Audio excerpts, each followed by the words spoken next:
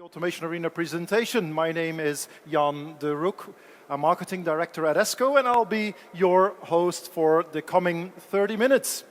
Now, what is the Automation Arena all about? Well, really, if you think about it, we have deployed a greenfield label converting plant right here in Hall 11 of Brussels Expo. We are actually going to print and produce live during the show labels, wine labels.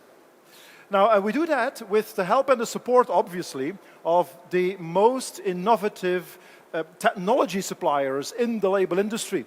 Let me introduce a couple of the presenters here. Right behind me, on the right-hand side, we start with an MIS CERM station with demonstrators, Karl and Geert.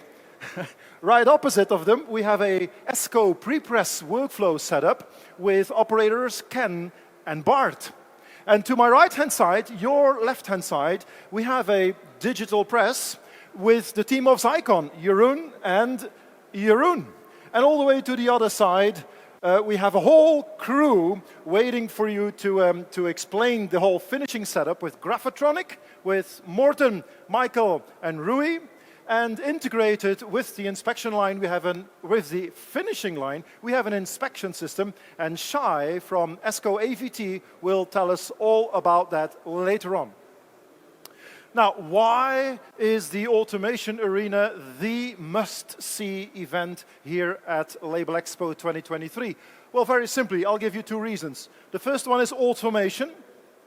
You will see a completely automated and integrated workflow starting all the way from the original design all the way to a finished roll of labels coming off of the printing press, as automated as you will see it in the industry and here in Labelexpo. This will be the most automated workflow you will experience. The second keyword I'm going to give you is integration. This automation is only possible simply by the fact that each and every partner continuously exchanges data and information between all the partners, collecting all that information in the central MIS software from CERM. That is why the Automation Arena here is able to give you this presentation of a fully automated label production workflow. There's two more partners I'd like to focus your attention on. Fedrigoni is the partner of the Automation Arena supplying us with the pressure-sensitive label stock. And Kurtz is a partner as well. They have supplied a digital metallization installation which is now integrated with the Zycon press. Now, all that being said, what are we going to produce here in the Automation Arena? Well, I guess it's not much of a secret when I tell you that we Belgians, we love our chocolates and we love our beer, don't we? It's a public secret, we are also wine lovers. We even produce our own wines. Deep down in the hillside of Western Flanders, there's a couple of wineries. One of them is the Chateau Superior, and Nicholas, the owner of the Chateau Superior, he believes his wine is so good that he wants to partake in a global wine contest here in Brussels, the Concours Mondial de Bruxelles. And for that purpose, Nicholas, he needs to order reprints of the front and back labels of his red wine and of his rosé wine. And on top of that, he wants to add a third wine to his collection, a white wine with all three of them. He then wants to go into the competition. The presentation and the demo starts at the point where Nicholas is ready to place the order and ready to upload the graphic design for the white label that he received from his agency. And he is doing that in CERM's MIS software application. Geert. Nicholas could not be here, so he's working from home and he logged in a web portal where he can see all the different types of labels, projects he has. He opens the Chateau Superior and indeed, as you said, Jan, he sees 5 labels already and needs to add the front white wine label, clicking on Add Products. He gives his description of the wine label and his own reference of this product, Add Products, and you will see that a sixth line is added.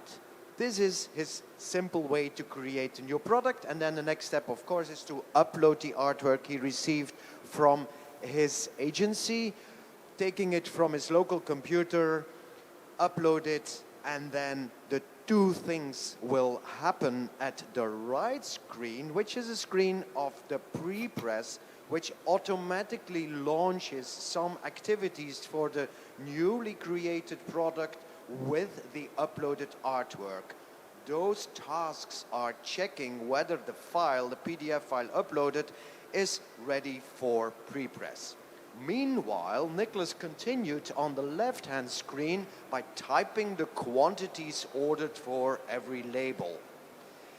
He adds this to his shopping cart and continues by entering data for delivery, delivery date, delivery place, and his purchase order number. He agrees with terms and conditions, and the order is ready. The mere operation of Nicholas uploading his design file using this platform already triggered a whole series of actions in the pre-press department. Let's ask Ken, our pre-press operator, what has happened there and where we are. Yes, Jan. So, indeed, we have received all the information. We created a pre-press job, and we received the information from CERM. As a pre-press operator, we have a little task which actually contains all the information that is being sent over from CERM. So, for instance, in this case, I have information that I'm going to put this file in two different print runs. One for digital, the Xicon, and there is a flexo plate to be made for the spot varnish. And this is what is indicated here. So we're going to print in hybrid print process, and we have digital and flexo printing methods. So I have all the information available at my fingertips. I can easily access files and open them up in my preferred pre-press editor, where I can do pre-press specific tasks like color separation, but I also want to indeed indicate that my spot varnish is going to be printed into flexo. So these printing methods have been set, and furthermore, to set up the inspection and the finishing device, I'm also going to add a little placeholder, which is actually going to be resolved into an actual QR code during the production preparation, and this is then going to help to set up these finishing process steps. So as soon as I complete my task, the workflow will continue, and we're actually going to create a proof legend. We're going to create XMP information to exchange back to CERM, but we're also going to initiate an approval workflow. Right. Now, I don't know about you in the audience here, but I never ever in my life before have seen a flat piece of packaging. Even a label printed flat, obviously, when it ends up on a bottle, it becomes a three-dimensional object in the supermarket. So how nice would it be for our pre-press team to be able to preview what the final product is actually going to look like as a kind of a quality control tool. So if we take a closer look here at what Bart is doing in the pre-press department, he's using the ESCO Store Visualizer software to basically walk through a virtual store. All of the packages and the bottles you see in the store, none of this is photography. It is all real-time 3D rendering. And when now Bart made it over to the end of the aisle, he picks up a bottle from that display, and by manipulating the bottle as a pre-press operator, you can now even see if the metal effect is actually the desired effect, if the varnish is exactly what you expected. You can see all the interaction between the label and the lighting conditions in the store in a virtual way. You can even see the content of the bottle, but that's another discussion. In the meantime, you may have noticed here that Bart now looks like an alien from another planet. That is because he has put on his AR, VR goggles. And that allows him now to have a very, very immersive experience viewing at those virtual bottles on a virtual shop shelf for a quality check even before the first print has been made. Now, I'm sure that our pre-press team is very happy with the work that they've done on that label. Let's now also check if our customer is also ready to approve the job. Back to MIS, Geert. Yes, let's see whether Nicholas is happy. He received a mail in his inbox asking for his approval, which he opens now, and then on the bottom of the mail he has a button to open a viewer, the same viewer as the one from the pre-press operator, so he can see exactly the same information about layers and colors and things, everything needed to check. After having checked, he will hit the approve button, as you can see on screen, and the approval status will now be updated and set in and the MIS system and the pre-press system. Exactly. And again, this action triggers a whole bunch of operations here. But now that the one-up has been approved, we're now ready to create all the instructions necessary to push that file into production. And I'd like to point your attention to the fact that at no point in time during this demo, we will be using a good old paper job bag. Gone are the days of the paper job bags. All the instructions are passed on from one station to another in a fully electronic way, including the preparation of the job for production. Yeah, indeed. So now I'm no longer talking about Nicholas. That will come in the end when he gets the labels, but talking about Karl, our MIS operator. You will see how he will convert the sales orders and puts them in production. He receives on his screen a list of all the jobs and of all the orders, sorry, and then he will launch the production wizard. The first step of the wizard, which you will see here, is the MIS system grouping the labels per die, color, paper, etc., and checking what the available production methods are for every group. And in green, you will see that the Zycon in this case is the most economic option, so we will choose that. That is step one. Step two is combining the labels in lanes, and you will see the 4 print runs that will be combined to produce those 6 labels depending on their quantities to be as efficient as possible. The third step is to put all of the work step necessary in a scheduling software where or an operator or artificial intelligence can optimize, to reserve material and tools, and to thirdly prepare the electronic job ticket for all others. Exactly, thank you. Now that the CSR has prepared that electronic job bag, it has arrived in the pre-press department. So can you show us a little bit as to what happened here? Yes, I can. So we indeed received different production jobs because CERM sent us over 3 different production jobs. And I'm actually going to select the correct one. In here, I just want to indicate, you see already a workflow running, but we have in total 6 different products, 3 different flavors, front and back printed. They are all combined into one production job, and we're actually going to create several outputs for each one of the production steps. So not only are we going to separate a file based on printing process, but we are going to prepare everything for Zycon.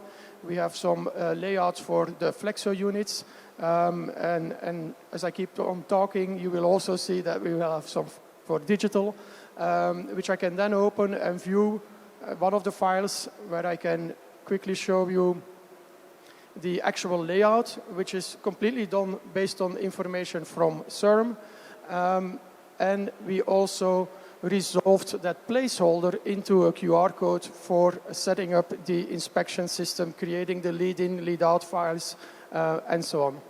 So once this is done, I don't have, as an operator, I don't have to do anything. We're just signaling back to CERM that the production job is done and that they can plan it to the Zycon press. Indeed, the workflow server is happily continuing the work in the background. In the meantime, it's almost ready now to go to the printing press. I'd like to point to the fact that you can actually participate in what's happening here. If you would open your leaflet, you'll find a barcode, yeah, a QR code on your leaflet, and that will bring you to a website that has a live production monitor. You can choose either the Zycon press or the Graphotronic, and you can actually witness live what is happening on these machines, as you can see here as an example on the screen. So we have, in the meantime, all the information ready to actually start the printing press. And I'm walking over to you, Jeroen, to have a little bit more of an explanation. I see that you are already printing, but it's not our Chateau Superior label. Indeed, it is not yet the Chateau Superior brand label. We're printing a different wine label, by the way, on the same substrate, on the Federigoni substrate. So later on, as soon as the job arrived and as the job is ready for printing, we'll automatically continue with the Chateau Superior brand job. Okay. By the way, I would like to invite the audience to have a look at this job later on, because this brand owner asked for some specific design elements within the label. So this job has some unique elements in metal layer on the labels. Every label has a unique metal design. So have a look at it later on. Okay. But in the meantime, I see that the job arrived on the X800, which is the Zycon digital front end.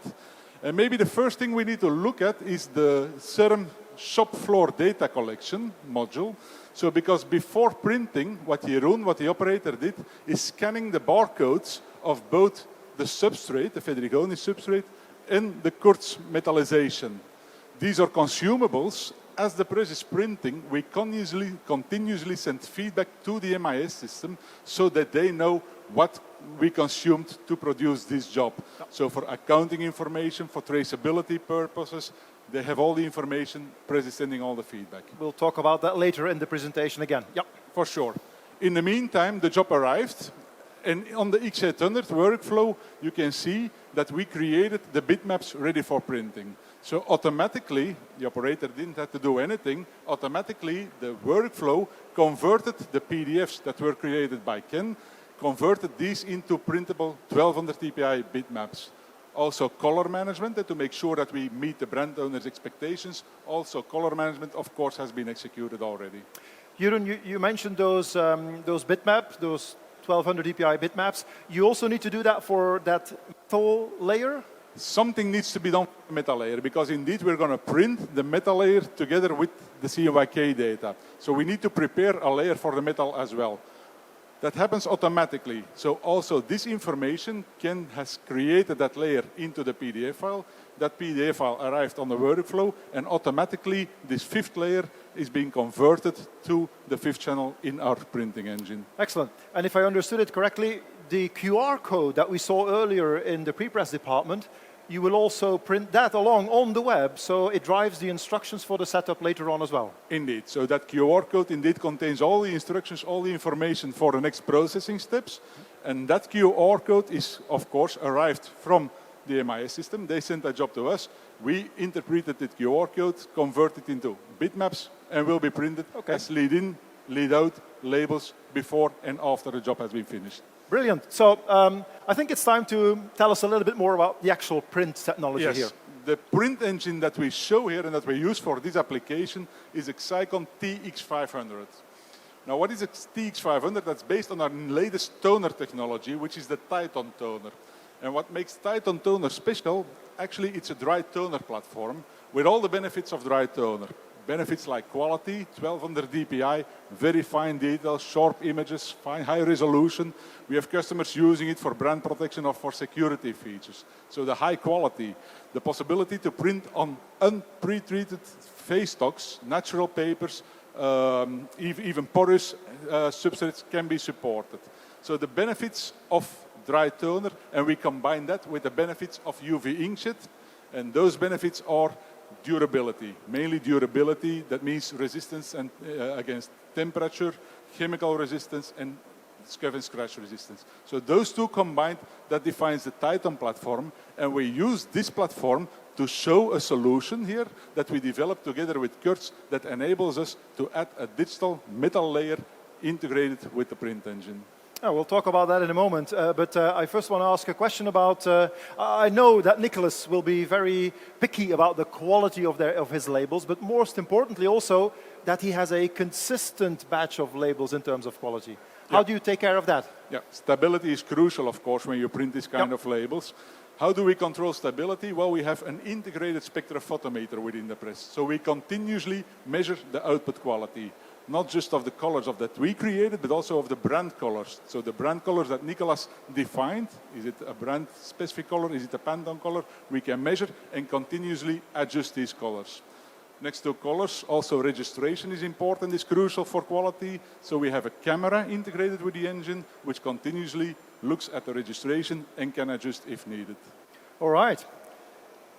I see that in the meantime you're already printing our wine labels. It's just beautiful. I'm particularly interested in how the metal now will end up on the label. Yeah, that metal, that's something special indeed, because what you see here coming out of the engine is a 4-color job, and actually it contains already a 5th color, which is the transfer toner.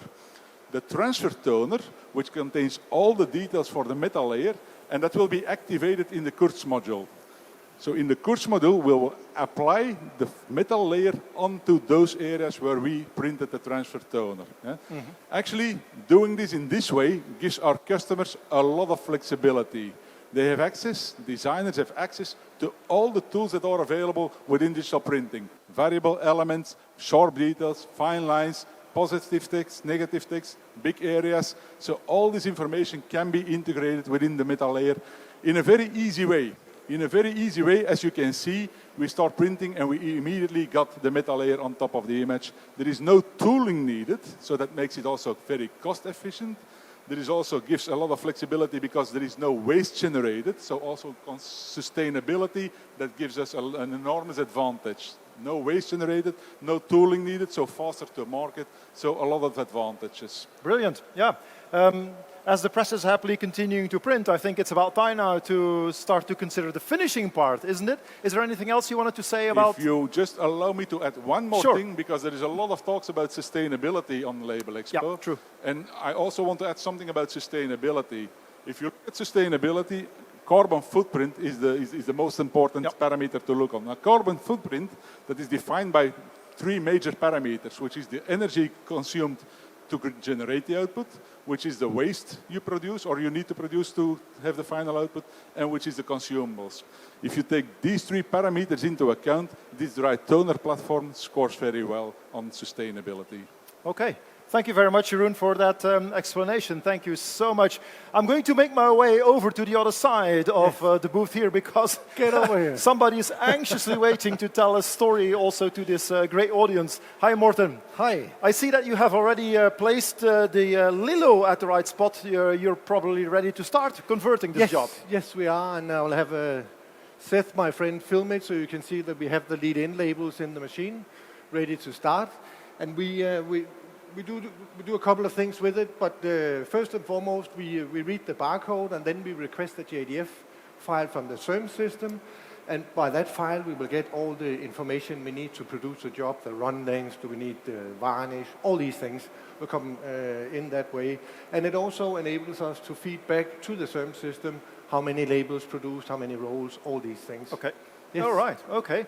Now, before we start actually converting the web, I think we also need to have cores. Of course we do. So, if you come with me down here, we have our fully automatic core cutter, the Boon Velox.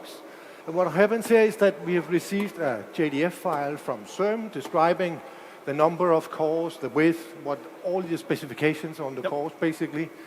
Also the job ID and what machines they have to go to. When the machine starts to run, it's kind enough to let CERM know that it's actually running, and it will also report back the number of cores cut and consumed so that we can have all the costs attached to the job as well. And finally, when it's done, it's also polite enough to let the CERM system know that the job is done. It's done. Excellent. So now we have the finished core. We'll put it in the fully automatic turret like this. That was easy enough. Yes. Now I let's can do that. let's walk back to the beginning of the process over here. And what strikes me, Morten, is that the machine looks very, very modular. Can you tell us a little bit more about that? Yes, it is so that our platform stands out because we actually don't have a base machine. We only have individual modules which are completely stand-alone machines with their own pneumatics, their own electronics, their own tension control. That means that you can mix and match them completely as you like. Also, after the installation, so they remain modular. And a small cliffhanger here, if you notice that my colleague Michael is not touching any of the modules, he's just accepting that the job can run. But as I said, it's a cliffhanger, so I'll come back to that.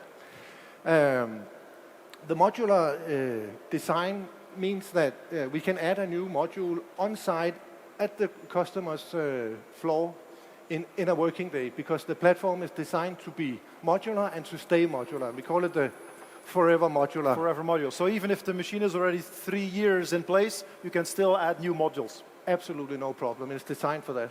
That's a great value proposition indeed. It Now, sure is. The other thing that struck me is that each of the modules has this green device mounted on it. Yeah, but could I run through the configuration first and then... Oh yeah, feel free. Feel free to guide us through each Just wanted step to of the mention process. what we have here. Yep.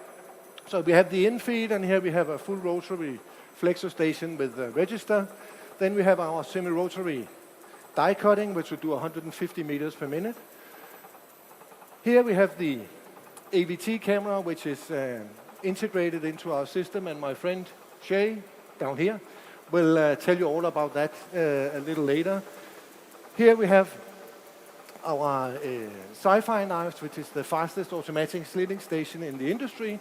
And finally, we have here a fully automatic turret with a quite unique feature, because it is so that typically when you have a turret and you have a closing label printer on it, then the closing label printer will print the batch number to each roll. But we know exactly each roll very well, so what we can do here is that when the AVT system finds a defective label, we can mark the closing label for that roll, that it needs re-inspection, and we can even mark how many labels that have a defect. Excellent. Yeah, that's a great innovation that you're showing here. Yes. All right. Okay. Now back to my previous question. Exactly. What are these green devices here? Well, this is the physical appearance of our system called Graphotronic IQ. Graphotronic IQ is an automation package where we use these cameras and artificial intelligence and computer vision that basically acts like an operator. So it will do all the operator normally do when it comes to set up the job, but it will do it automatically and completely independent of the JDF file or whatever. It's looking at the physical print and adjust the job to that. And it assists the operator to basically set up the machine completely. Yes, it will do all that. So it's our virtual operator. Virtual operator, that's your cliffhanger from just a moment Exactly. ago. I love the term virtual operator, absolutely. All right, Morten, thank you for that explanation. Thank you. You also mentioned that there is an inspection system mounted on the finishing line. So, Shai, can you tell us a little bit more about this? Yes, so what we see here is the Helios ESCO inspection system. This inspection system have a very special module which integrate with the automation engine. The automation engine send all the information about the inspection. Where are the area of interest in the label? Then we can inspect the label very easily. This system, as you can see, can track after defects, spots, tricks, and any other kind of elements that are not supposed to be there. Right.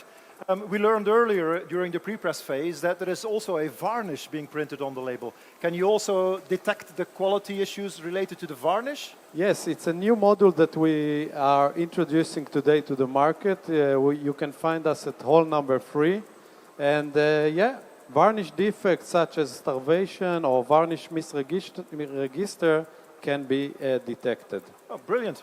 So, Shai, tell me, what would happen if I would take a marker and I would make a scratch on one of the lanes here? You know, any kind of defect can be detected here. A scratch, mark, misprints, they are all integrated here. the data is pulled and saved into the report and sent later to the MIS. And that is what makes it possible to identify then each roll by the closure label, whether if it contains defects or not. Yes, exactly. Each roll can be either a good roll without any defect, which will go to the finishing, later to the shipment. And if the roll had some defect, of course, it will go to the doctor machine to clear the waste material. All right, to ensure that we only send 100% Yes. quality, perfect labels to our customer. Exactly. Thank you, Shai. Let's move further down in the process, because we're kind of approaching the end of the workflow here, in a sense that we now have buckets full of rolls with high quality labels, which we can send to the customer. But throughout the process, we have also been collecting information, costing information, in each step of the workflow, which means we are probably also ready to send an invoice to our customer. And that happens in the MIS system.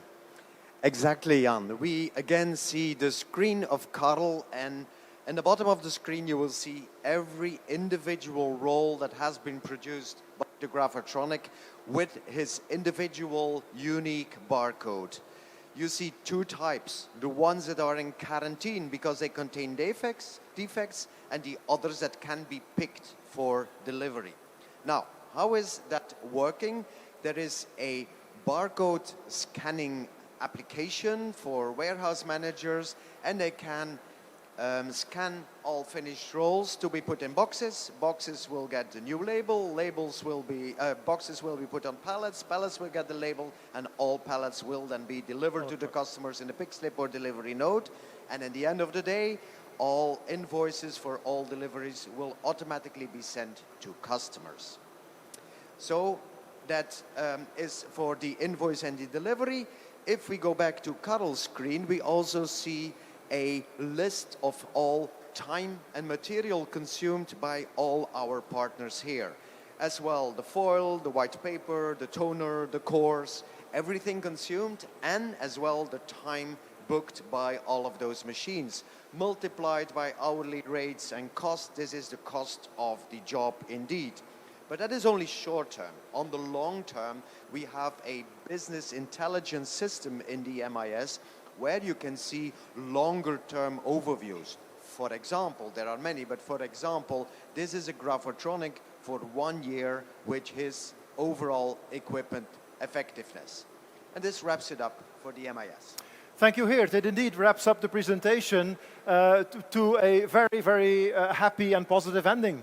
We will have a happy label converter because they have been able to produce this label in a very efficient way. We also have a very happy customer, Nicholas, who maybe has a winning wine in that Brussels contest here in his portfolio. This indeed wraps up the presentation. I hope that we have been able to inspire you at least a little bit as to what a totally automated workflow could possibly mean in your environment. I hope we've been able to inspire you a little bit. If you have any further questions about this, feel free to step forward and reach out to us. My colleagues here will stay around for another while, no worries. I'd like to, by the way, thank them for their contribution to this presentation, and I'd like to thank you for staying around the whole time. At this point in time, nothing's left over for me other than wishing you a great continuation of your day here at Labelexpo 2023. Thank you very much.